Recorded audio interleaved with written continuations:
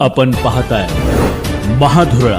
हे आहे गोकुळचं श्रीखंड. अगदी जिभेवर रेंगाळणार. जिभेवरच नाही तर मनावरही रेंगाळणार गोकुळ श्रीखंड, मनावर रेंगाळणार. नमस्कार, महाधुरळा यूट्यूब चॅनलमध्ये आपलं स्वागत. कोल्हापूर महापालिकेत नेमकं चाललंय तरी काय?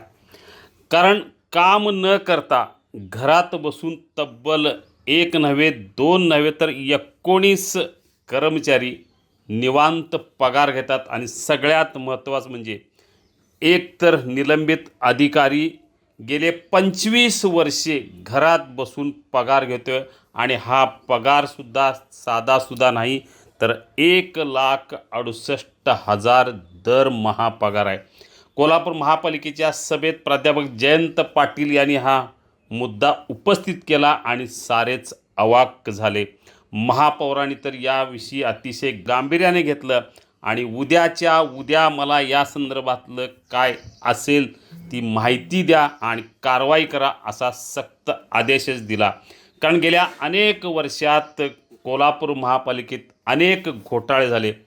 पार्किंग घोटाळा 80 लाखाचा, विद्युत घोटाळा 45 लाखाचा, सळी घोटाळा झाला, KMTचा डिझेल घोटाळा झाला, घरफाळा घोटाळा झाला, बोगस हजेरी घोटाळा झाला. अनेक घोटाळे झाले आणि या अनेक घोटाळ्यात काहींच्या कारवाई झाली, काहींना निलंबित करण्यात आलं. त्यातलाच एक घोटाळा म्हणजे 2002 साली विद्युत विभागातील अधीक्षक चंद्रकांत केंबळे यांचा 40 लाखाचा घोटाळा. या प्रकरणी 3 नगरसेवकांची समिती नियुक्त झाली. या तिघांनी त्याला दोषी ठरवलं. तेव्हापासून हा चंद्रकांत केंबळे निलंबित आहे आणि तब्बल एक नव्हे दोन नव्हे तर 25 वर्षे तो महापालिकेचा घरात बसून पगार घेतो आहे. हा एकच नाही तर असे आणखी 19 जण आहेत जे निवांत पगार घेतात. दरमहा किमान काही लाखात हा पगार आहे आणि केवळ एकट्याच केंबळेने 25 वर्षात कोट्यावधीचा पगार घरात बसून घेतला आहे. याशिवाय जे 18-19 अधिकारी कर्मचारी आहेत ते सुद्धा घरात बसूनच काम न करता पगार घेत आहेत.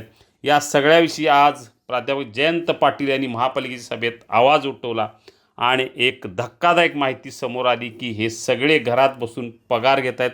महापालिकेचे अधिकारी त्याकडे दुर्लक्ष करत आहेत. यासाठी एक स्वतंत्र आढावा समिती आहे.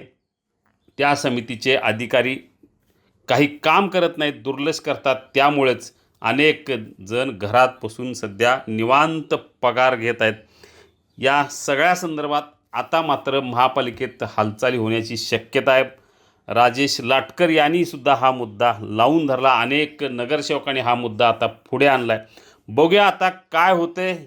कोल्हापूर महापालिकेतल्या ज्या आंधळं दळते कुत्रं पीठ खाते हा जो प्रकार सुरू आहे महापालिकेत, त्या संदर्भात आता नवीन नगरसेवक आलेत. ते कसा आवाज उठवणार, प्रशासनावर त्यांचा वचक किती राहणार, प्रशासन त्यांचं किती ऐकणार, यावरच बरंच काही अवलंबून आहे. महापौरांनी आता मनावर घेऊन यामध्ये लक्ष घातलेलं आहे, सक्रिय झालेले आहेत. आता बैठक बोलवण्यात आली आहे. प्रश्न अनेक आहेत.